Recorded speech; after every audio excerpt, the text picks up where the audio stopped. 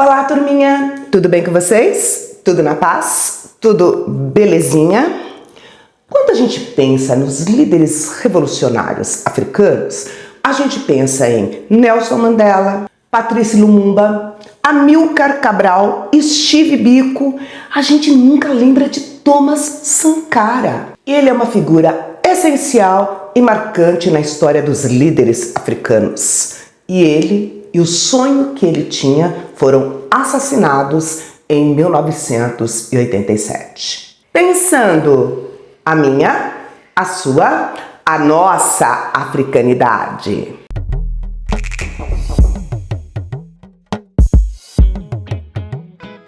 Sankara nasceu no dia 21 de dezembro de 1949, em uma colônia francesa chamada Alto Volta. Ele era de uma família católica e os pais queriam que ele fosse padre.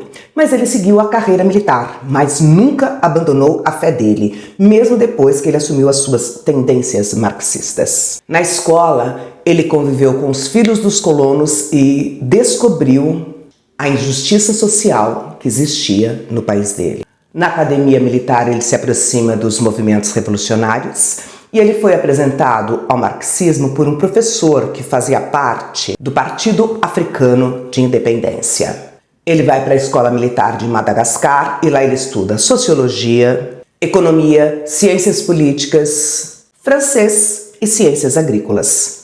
Mas além da aprendizagem acadêmica, a gente também aprende muito na escola da vida. E essa escola deu um importante ensinamento ao Sankara, quando ele presenciou a Revolução Popular que derrubou o neocolonialismo em Madagascar. Ele volta de Madagascar para o país dele, o Alto Volta, um jovem carismático, cheio de ideais, atuando junto com os jovens oficiais que tinham sido formados no exterior. Ele se tornou uma figura muito conhecida em toda a capital do país. Em 1976 ele vai para o Marrocos fazer um curso de formação militar. E aí ele conhece um cara que vai se tornar um amigão dele, um parça, aquele bacana com quem a gente conta sempre, Compaoré. E juntos eles formam um agrupamento militar que vai ter um papel circunstancial na Revolução de 1983. Bom, mas eu tô aí falando do Thomas Sankara, do Alto Volta, e a pergunta que fica é: que país é esse?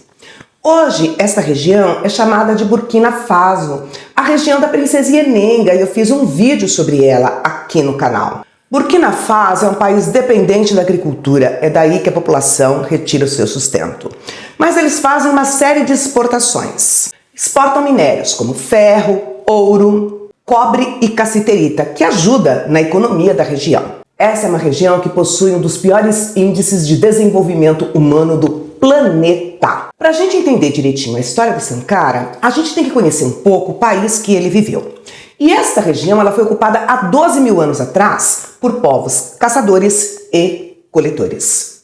Esses povos deram origem ao reino Mossi, reinos guerreiros localizados no alto do rio Volta. A região se torna um protetorado francês e passa a ser chamada de Alto Volta. Em 1919 ela vira uma colônia francesa. E aí o Alto Volta fica uma região muito pequenininha e com recursos extremamente precários. A independência política da região só foi conquistada em 1960 e mesmo assim o país viveu uma forte instabilidade política. Na década de 70, a crise do petróleo piorou ainda mais a situação da região.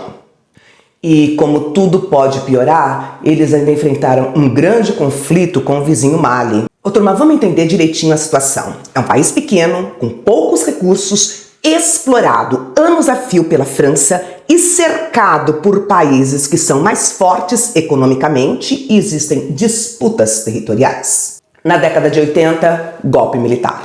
Nós vamos ter uma seca enorme que vai fazer com que a situação de miséria da população se agrave ainda mais. E aí o Sankara, o popstar desse vídeo, ele vai assumir o cargo de secretário do Estado da Informação. Ele se desentende com o governante e renuncia. Em 1982, outro golpe, outro militar no poder. E aí, ele colocou o Sankara como primeiro-ministro. Só que, galera, o Sankara, ele era popular, chegado no povo, que adorava ele, e tinha uma forte base dentro do exército. O Ouedraogo pensou, vai dar certo esse negócio não, demitiu o Sankara e mandou prender. Aí é que não deu certo mesmo. Começa uma forte revolução popular. E aí, no dia 4 de agosto de 1983, comandados por Compaoré, aquele parça do Sankara, com o apoio dos civis, eles tomaram o comando político. Sankara se torna presidente do Alto Volta. Gente, o nosso cara chegou ao poder e é o início de uma experiência revolucionária curta, mas muito poética, porque é um processo alimentado pelo desejo de independência e de combate ao imperialismo, ao domínio estrangeiro. Uma das primeiras coisas que ele fez foi mudar o nome do país. Alto Volta Escambau, aqui será Burkina Faso, a terra dos homens justos, das pessoas íntegras. Mas ele tinha um grande problema pela frente, uma tarefa imensa, porque Burkina Faso era um dos países mais pobres do mundo. E ele entendia a revolução como uma forma de melhorar as condições de vida da população. Gente, o cara era muito bom. Ele falou assim, ó, no meu governo político não vai andar de Mercedes não. Vendeu todas as Mercedes do governo e adotou para os ministros o carro mais barato de Burkina Faso, que era o Renault 5. Formou um corpo de guarda-costas de motociclistas do sexo feminino. Em Ouagadougou, que é a capital do país, ele transformou o depósito de suprimento do exército em um supermercado popular para todo mundo. Gente, tô adorando o governo desse cara. Vocês não estão? Era plano em cima de plano, resultado positivo em cima de resultado positivo. Ele cria um desenvolvimento autocentrado. Ele proíbe a importação de frutas e de legumes para que os comerciantes buscassem consumir a produção do sudoeste do país, mas era uma região de difícil acesso. Ele criou um circuito interno de distribuição das frutas e dos legumes com uma cadeia de lojas. Ele incentivou seus funcionários a usarem a vestimenta tradicional feita com tiras de algodão de produção artesanal que existia em Burkina Faso. Ele era o inimigo da dívida externa. Ele dizia assim, olha aqui galera, se a gente não pagar a nossa dívida externa, os países para os quais nós devemos não vão morrer. Mas se a gente pagar a dívida externa, nós vamos morrer de fome. E os discursos dele eram sempre feitos em frases curtas, linguagem simples e direta. A fala do povo, a fala que o povo entendia. Ô turma, foi um governo curto, apenas 4 anos, mas ele mudou de forma significativa a vida da população. Foram postos de saúde, uma campanha de alfabetização, centenas de escolas, reforma agrária, apoio aos pequenos produtores e sabem o que mais? Gastos reduzidos com a máquina burocrática. O termo autossuficiência era um mantra no governo de Thomas Sankara. Porém, entretanto, todavia, contudo, aquele antigo parça, estão lembrados? Achava assim, menos, bem menos, cara. Assim não, você tá brigando com todo mundo, você briga com a França, você briga com os nossos vizinhos, assim não vai dar certo. A gente não pode brigar com essa galera que é grande, a gente precisa deles para desenvolver o nosso país. Por trás desse discursinho besta, existiu o desejo de Compaoré de assumir o comando político de Burkina Faso.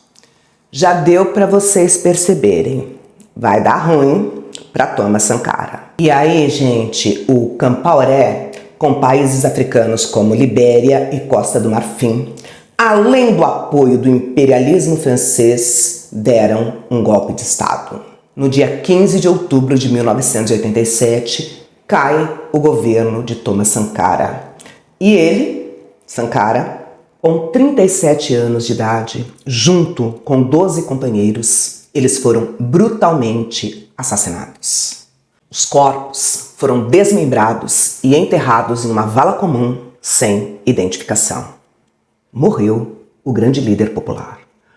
O povo não teve a menor dúvida, saiu às ruas em uma grande revolta. E o Compaoré também não teve dúvidas. Desceu porrete em todo mundo, assumiu o poder, implantou uma ditadura que durou 27 anos. E aí, turminha, tudo voltou a ser como era antes no quartel de Abrantes. Porque tudo que foi conquistado por Sankara nos seus 4 anos de governo foram destruídos após o golpe. Quando o Compaoré perdeu o poder, ele saiu fugido de Burkina Faso. Foi julgado à revelia e condenado à prisão perpétua pelo assassinato. E depois ele pediu perdão à família do ex-presidente. Será que dá para perdoar? Existem críticos ao governo de Sankara.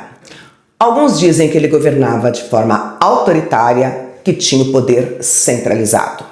Mas as maiores críticas estão relacionadas à amizade que ele tinha com Muammar Gaddafi. Então, como é que rola essa amizade? É assim, ó, o Gaddafi apoiou Sankara na guerra que o Sankara desenvolveu contra a Costa do Marfim e ofereceu armas aos burkinabés. Por isso, há amizade entre os dois, apesar das divergências políticas. Gente, o Sankara não é um carinha do passado que tem uma imagem congelada nos livros didáticos. Ele é muito mais do que isso, porque as ideias dele são extremamente atuais. E ele deixa pra gente uma herança belíssima, que é a esperança. É de que o povo tenha confiança nele mesmo. Gratidão por você ter assistido o meu vídeo até esse momento. Se você gostou, não deixa de curtir e de compartilhar com os amigos. Que o sonho de Thomas Sankara esteja presente nas nossas vidas e na construção das nossas histórias. Se cuidem, cuidem daqueles que vocês amam. Um grande beijo e até o nosso próximo vídeo. Tchauzinho! Agüero Calera, tías, yeah.